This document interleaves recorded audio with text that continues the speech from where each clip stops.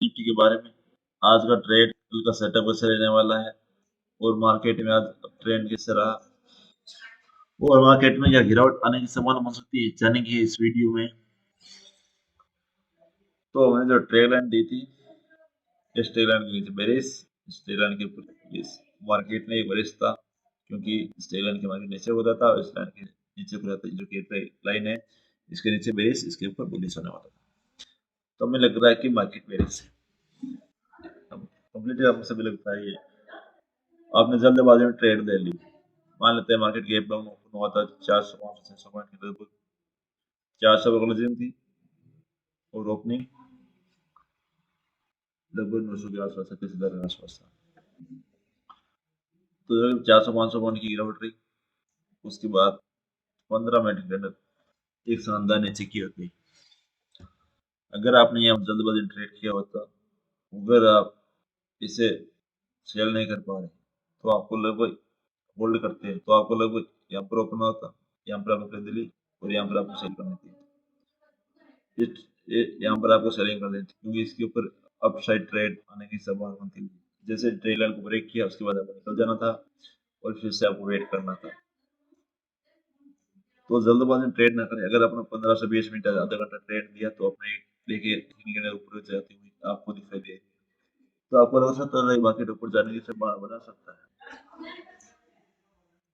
तो जल्दबाजी ना करें, धीरे के साथ ट्रेड करें। इसमें लॉस होने की संभावना कम होती है क्योंकि जल्दबाजी में ज्यादातर लॉस होता है। तो मार्केट में डाउन ट्रेड था और जहाँ पर क्लोजिंग थी वहां पर नहीं गया था उसके नीचे ही रहा मार्केट, इसलिए मार्केट क्लोजिंग लाल में हुई थी और मार्केट में गिरावट आने की संभावना बन सकती है क्योंकि यूक्रेन और रूस में आज 5 दिन हो चुके हैं युद्ध चलते हुए और जब मार्केट वापस ओपन होगा तो लगभग 7 दिन हो जाएंगे। तो एक 5-7 दिन युद्ध चलना एक बहुत बड़ी बात है क्योंकि युद्ध जितना जल्दी खत्म हो जाए उतना अच्छा है क्योंकि लॉस कितने होता है युद्ध, जितना जल्दी लॉस में निकल जाए उतना अच्छा होता है। वॉर इतनी लंबी नहीं होनी चाहिए, जितनी शॉर्ट उतनी चाहिए। तो वॉर चल रही है मार्केट में, अगर वॉर का नेगेटिव परिणाम निकलता है तो मार्केट में काफी नीचे जाने की संभावना बन सकती है क्योंकि अभी वॉर चल रहा है तो इसका मतलब अभी ऊपर जा रहा है मार्केट नीचे जा रहा है। इसमें एक क्लियरिटी नहीं है।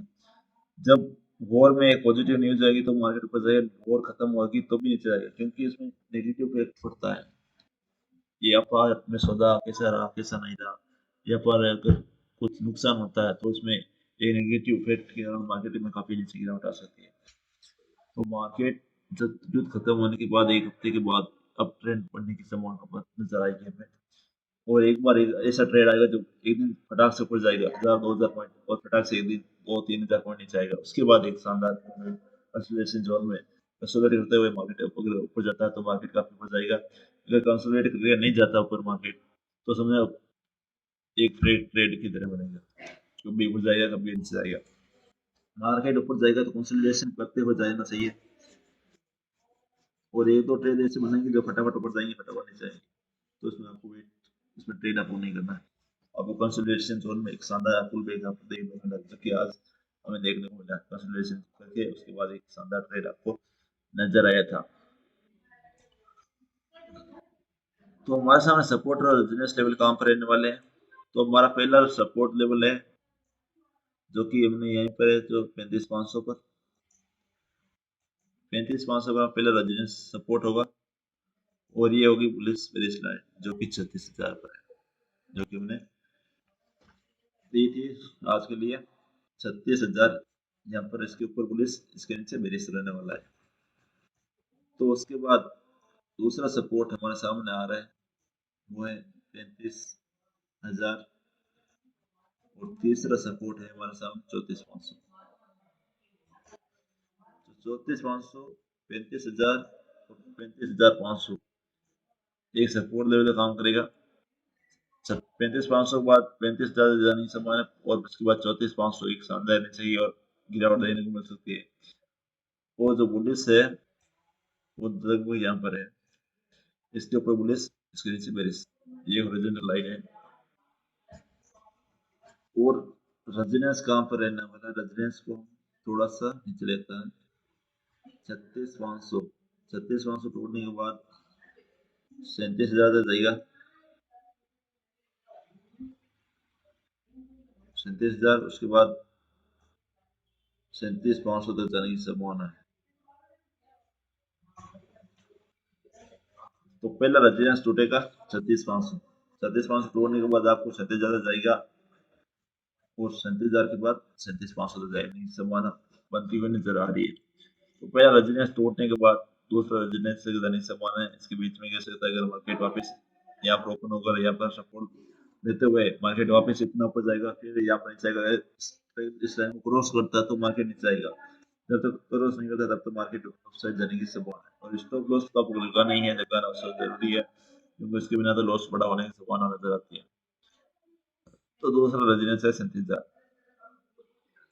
और तीसरा रेजिडेंस जो कि 37,500, जो कि शानदार रेजिडेंस लेवल है हमारे सामने।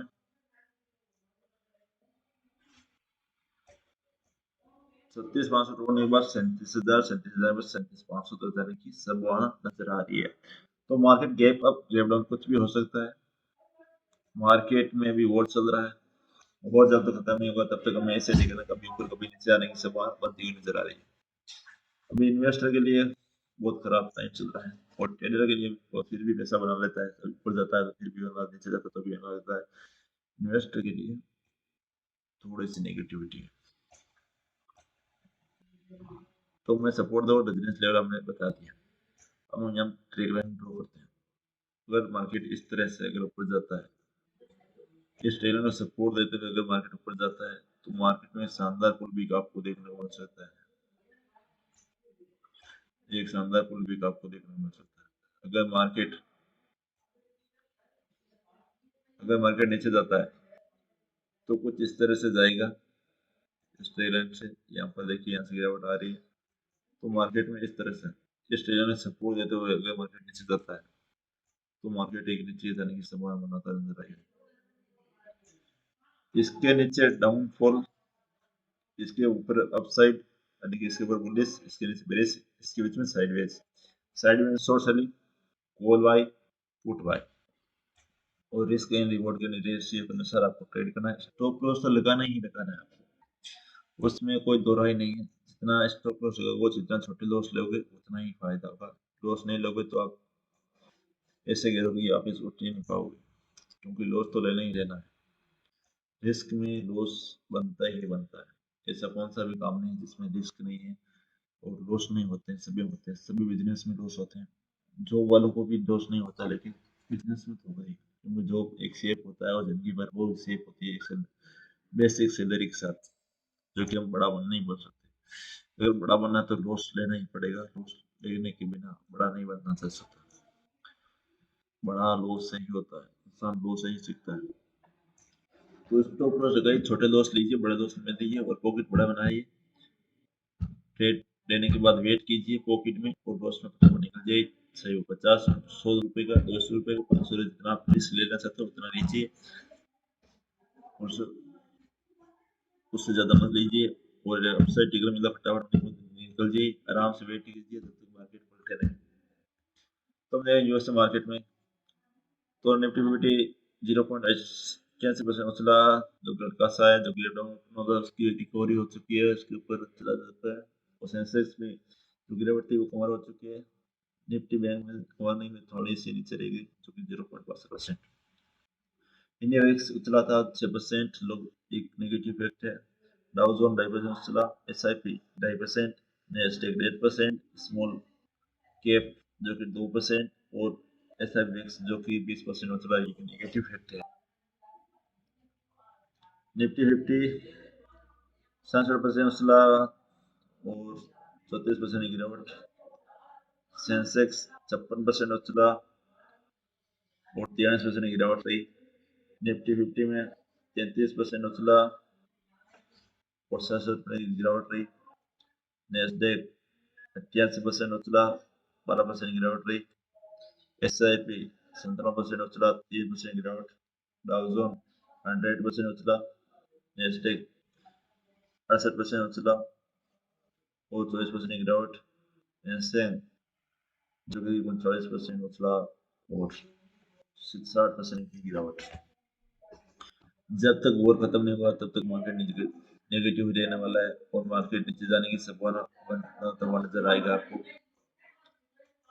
तो अब देखते हैं ऑप्शन चेन डाटा के अनुसार मार्केट में कहाँ सपोर्ट कहाँ रेजिडेंस है।